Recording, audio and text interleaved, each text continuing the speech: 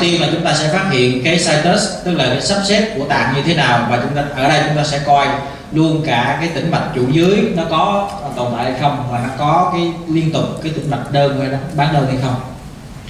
Then we of course want to come above the diaphragm and look to see where is the heart, the cardiac position. Và chúng ta coi thử cái vị trí của tim nó nằm cùng bên hay là nằm đối bên so với lại dạ dày. And then it's very important to use the segmental approach when we have a patient with heterotaxy. Segmental approach meaning using sweeps to look one part, one segment to the next segment, looking at the connecting segments, using sweep to show how each segment is connected to the next. Giống như bài trước tôi đã trình bày thì chúng ta sẽ sử dụng các chúng ta quét từ cái phân đoạn này tới cái phân đoạn sau để chúng ta coi thử cái đoạn này nối với đoạn sau thông qua cái nối bình thường hay là bất thường. And it's important, as we were doing yesterday, it's always to try to start in the abdomen to make sure that you have the situs left to right positioning correct before you start to look at the heart. Và dĩ nhiên là với cái mặt cắt đầu tiên đó chúng ta coi thử ở trong bụng có những cái vấn đề gì bất thường của các tạng hay không. So that includes the stomach and the IVC. Dĩ nhiên là như nãy tôi nói là chúng ta sẽ coi cái vị trí của dạ dày, coi cái vị trí hoặc là sự hiện diện hoặc là không hiện diện của tĩnh mạch trụ dưới. Yeah, when the IVC is abnormal position or absent, it's suggestive of heterotaxy. Nếu như mà chúng ta không thấy cái tĩnh mạch trụ dưới, chúng ta thấy một cái cấu trúc tĩnh mạch mà nó nằm bên cạnh động mạch chủ thì coi chừng đó là cái động phân nhĩ trái, tức là chúng ta thấy được cái tĩnh mạch trụ dưới thì có thể là nó không phải là động phân nhĩ trái mà nó là động phân nhĩ phải, tức là vô lách. So the IVC being posterior can suggest asplenia, or IVC being interrupted can suggest polysplenia. Nếu như mà chúng ta thấy cái tĩnh mạch trụ dưới này mà nó bị đứt đoạn thì coi chừng đó là cái hội chứng đa lách, tức là chứng động phân nhĩ trái. And then we want to look at the pulmonary veins, which are very commonly abnormal and very important to know if there's TPVR. Sometimes the veins are hard to see at 20 weeks and it can be much easier to see at 30 weeks because at that point about 25% of cardiac output goes to the pulmonary veins at 30 weeks, much less at 20.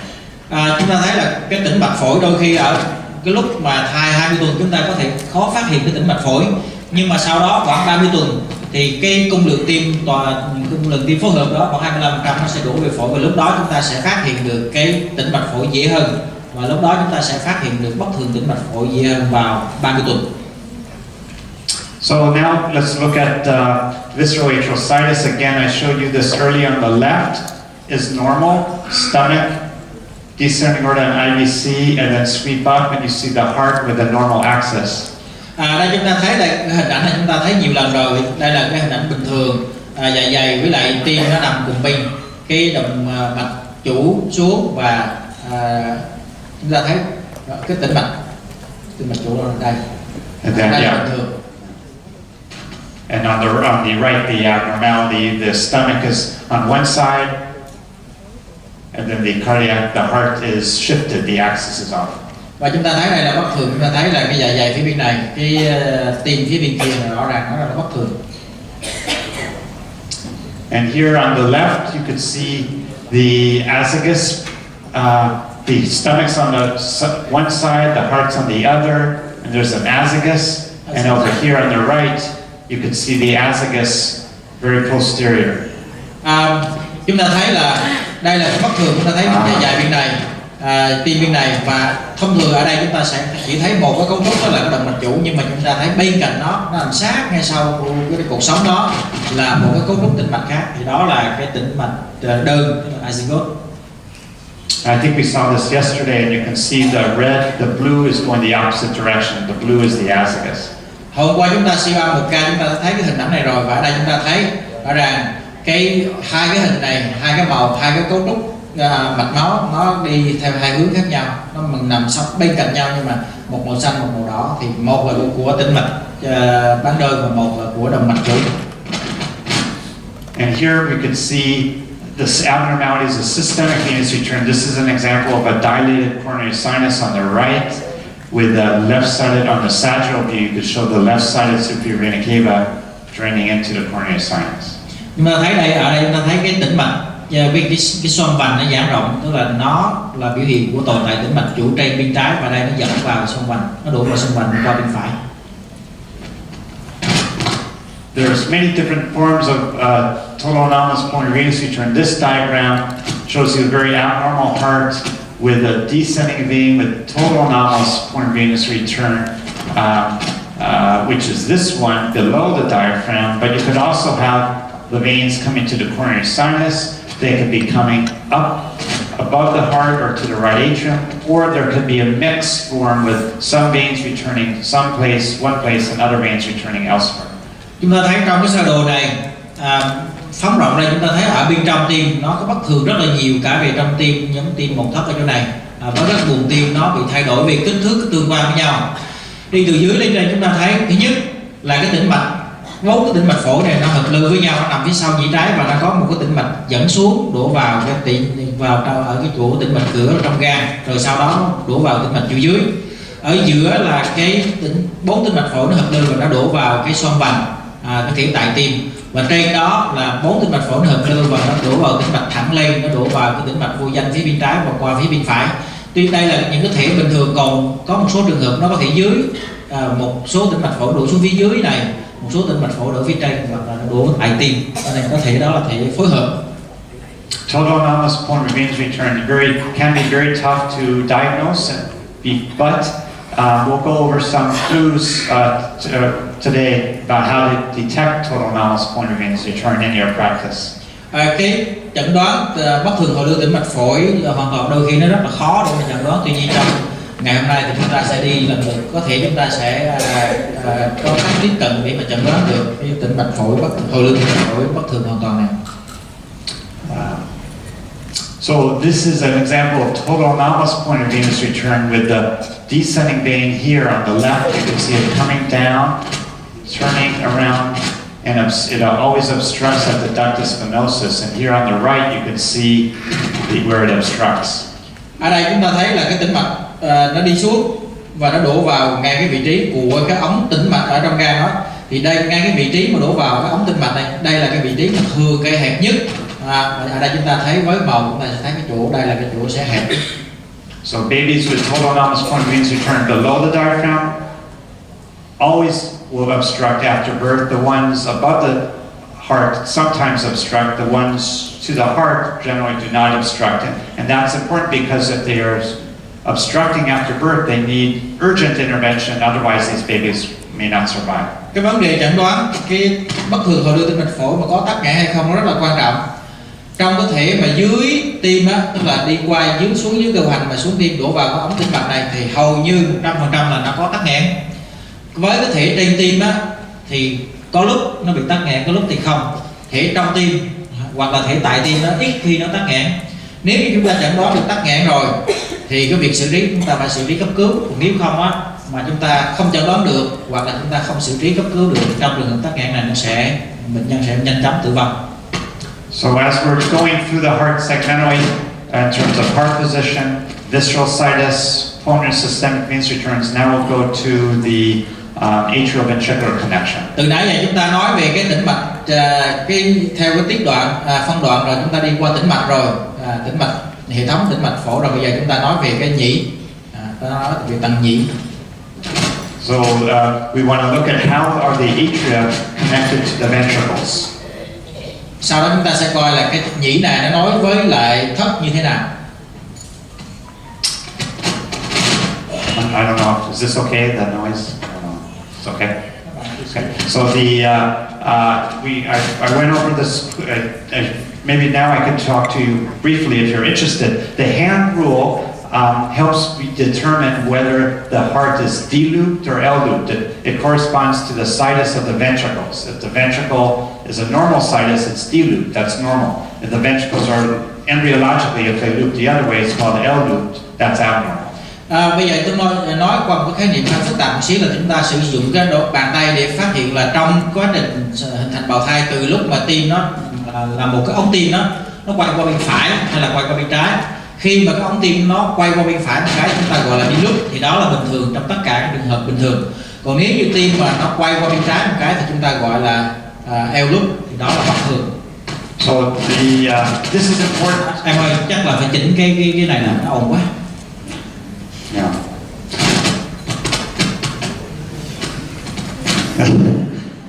This is important because, for instance, an L-looped heart may be at higher risk for heart block.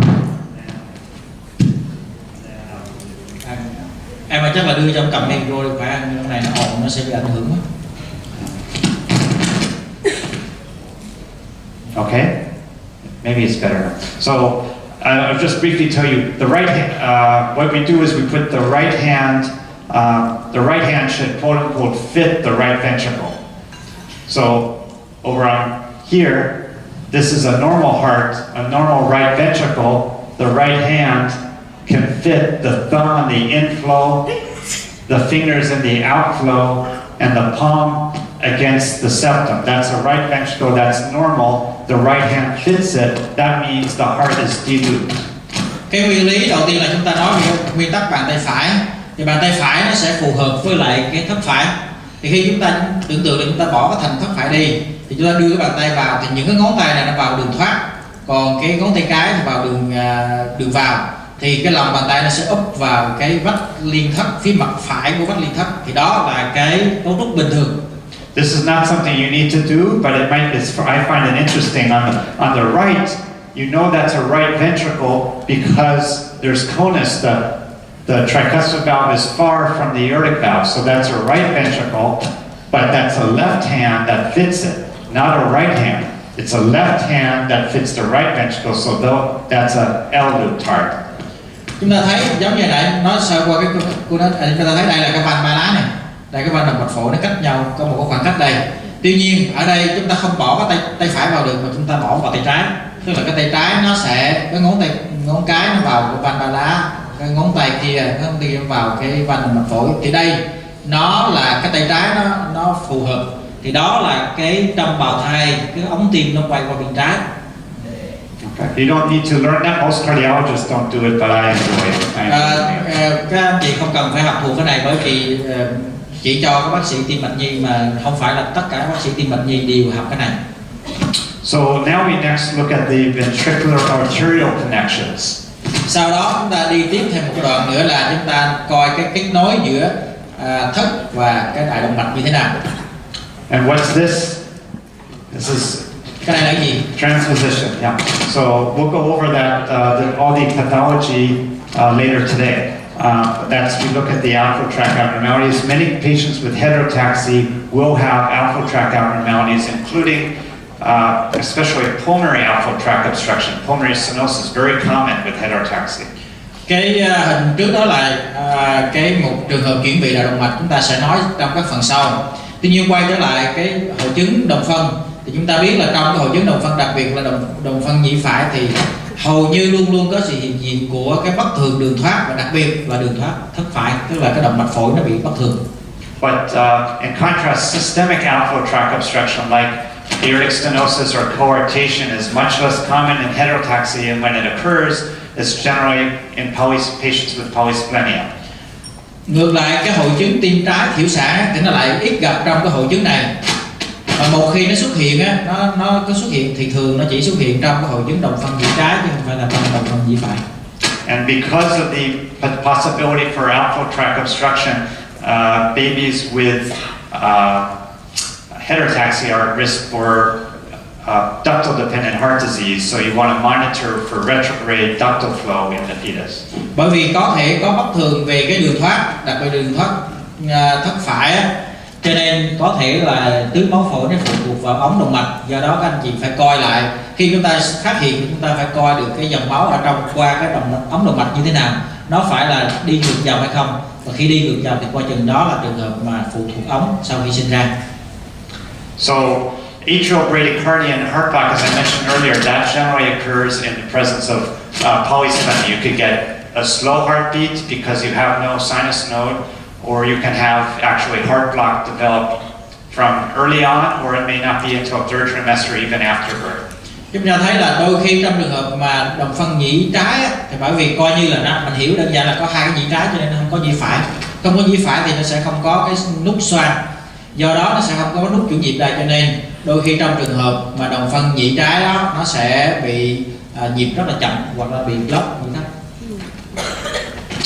So, a few more slides to go over the delivery planning that fetal patients with heterotaxy, generally we want to deliver these babies at a tertiary care center if we expect that there may be abnormalities, which many of these babies have abnormalities that require early intervention, either cardiac or otherwise. Về mặt xử trí thì khi mà chúng ta chẩn đoán được đứa trẻ bị hội chứng đồng phân nhị á, thì thường chúng ta yêu cầu người mẹ sẽ sinh ở cái bệnh viện tuyến cuối, bên kia là bệnh viện đại học, bệnh viện cấp 3 đó, thì ở mình là bệnh viện tuyến cuối, nơi mà có thể thực hiện được cái can thiệp sau sinh, cấp cứu được. We generally like to deliver these babies, as all babies, as most babies, as close to term as possible. Dĩ nhiên là với tất cả những đứa trẻ sinh ra thì chúng ta muốn làm sao giữ cho đứa trẻ sinh ra tới đủ tháng càng tốt. Thì trong trường hợp này cũng vậy.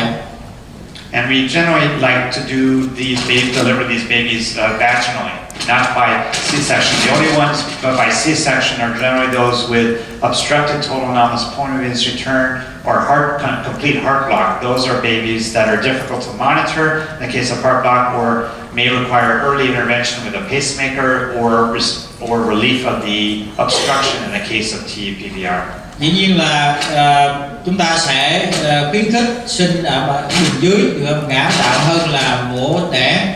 Tuy nhiên chỉ có hai trường hợp, một là cái bất thường hồ lưu tĩnh mạch phổi hoàn toàn mà bị tắc nghẽn chúng ta chẩn đoán được rồi, hoặc là bệnh nhân đứa trẻ nó có bị block nhĩ thấp hoàn toàn. Bởi vì nếu chúng ta sinh đường dưới thì chúng ta sẽ rất là khó theo dõi cái đứa trẻ được, khó kiểm soát được, cho nên chúng ta sẽ sinh chủ động để mà có thể đặt cái máy tạo nhịp tạm thời, hoặc là chúng ta mổ sớm để giải quyết cái tắc nghẽn đó.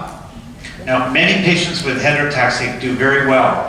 Many do not do well, but many do very well. So the ones who have a more concerning prognosis are the ones who may have a single ventricle. Thông thường thì một số đứa trẻ mà bị hội chứng này nó vẫn có